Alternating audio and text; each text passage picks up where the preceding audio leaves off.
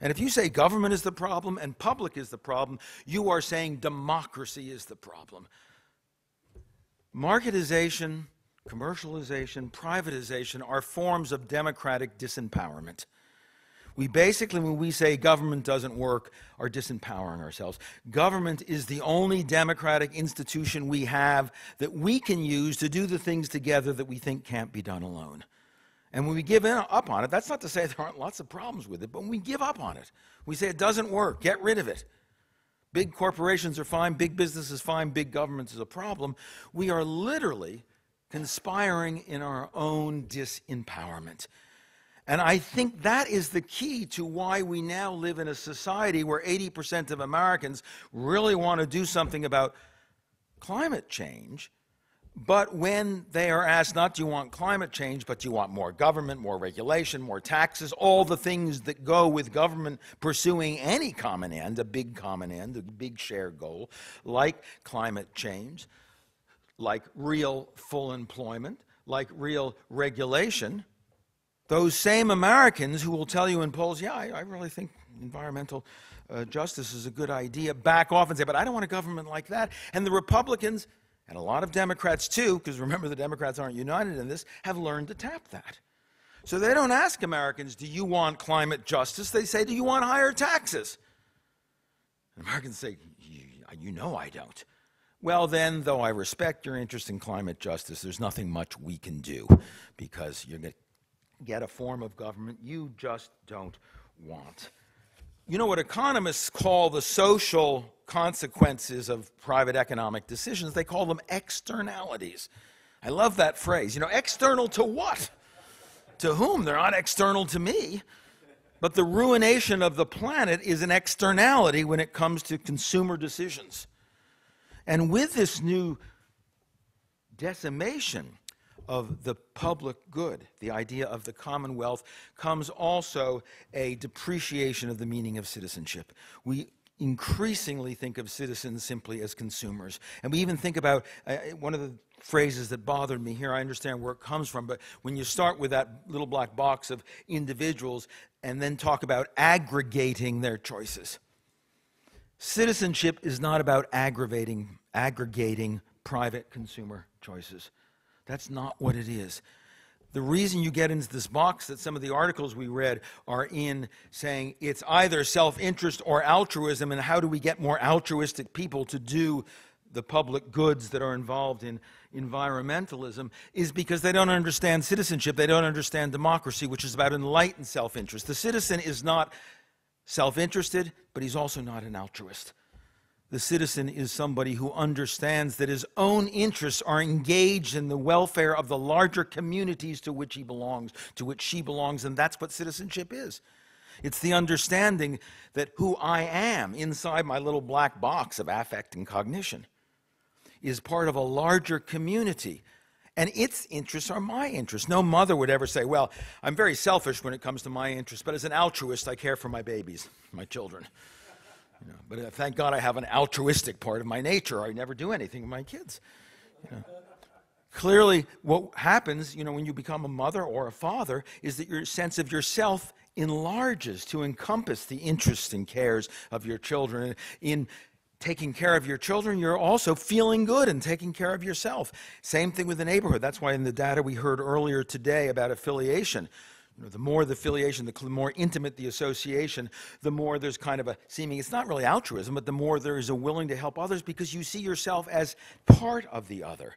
So neighborhoods have thick community, strong social capital, so of course it's easy to operate there. But the political problem of the modern world has been, how do you create the kinds of behavior that in small, thick communities comes naturally in a large, industrial, urban society with millions, tens of millions, hundreds of millions of citizens? That's hard.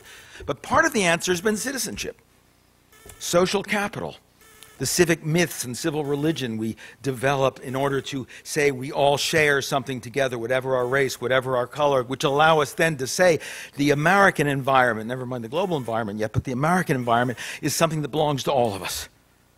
And that means it belongs to me. I'm not an altruist. Okay, it belongs to you. I'll be nice to you and take care of it.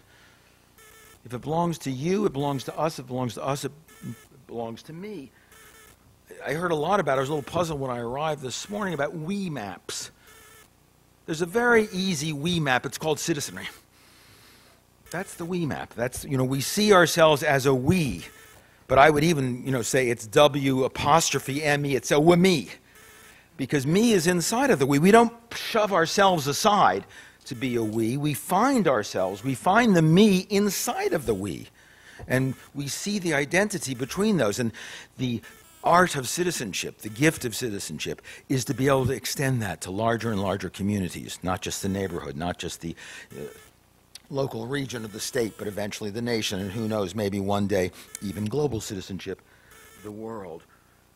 So we need to revitalize the democratic ideology, to take on the neoliberal triumphalist ideology that now dominates our politics, if we are to get back to solve these problems. I know it sounds like a diversion. I'm saying, don't worry about the fight for environmentalism. Worry about the fight for democracy, and you win that one. You'll win the fight for environmentalism and also for a full economy and a prosperous economy and for a more egalitarian society. Those things will follow. But what the other side figured out is if they can organize the state and politics around the same principles of privatism, selfishness, and marketism that define appropriately and properly capitalism. If you can organize the state that way, then you're going to win all the battles, because the other side is not going to have anything to fight with. So we need, I think, in order to win the battle, and it is a political battle for environmental protection, to put an end to radical climate change that will destroy the planet, we need first to restore our sense of citizenship. I don't think I heard the word citizen all day long in this room. And we don't hear it much in our country anymore either. We think of citizens as consumers of the commodities who are our politicians. So we created a kind of consumer mentality, a privatized mentality about politics, and that explains some of the polarization that's going on in politics as well. So if we want to do these things, then we require a restoration of democracy, and part of that comes back to a word I did hear. I'm so glad I heard it today, the word trust, which a number of people were using. Trust in a democracy is a product of civil society, of social capital, of civic engagement. The one place that will not produce trust is the marketplace. It's not meant to. It's based on competition. It's based on getting your own. It's based on private. One of the little dirty secrets of the recent financial collapse is that economics and the market depends on a social trust it cannot generate. And when that trust went bad in the larger society, the whole economy failed, such that banks today don't even trust the small businesses they're supposed to loan to. They don't trust one another. They don't trust what's in the toxic debt packages they've bought or are being made responsible for sight unseen. They don't trust the government. The crisis of trust, however, comes from the fact that our social capital, our civic trust, has eroded and isn't there now to sustain the sorts of economic bargaining and competition that are necessary to a free economy. So trust, too, is a public good. It's something created by our citizenship. Bob Putnam's book about the erosion of social capital and the way it's affected our neighborhoods and people pulling alone instead of together. Those are ways of talking about how people create the social capital on which both trust, engagement, and shared values depend.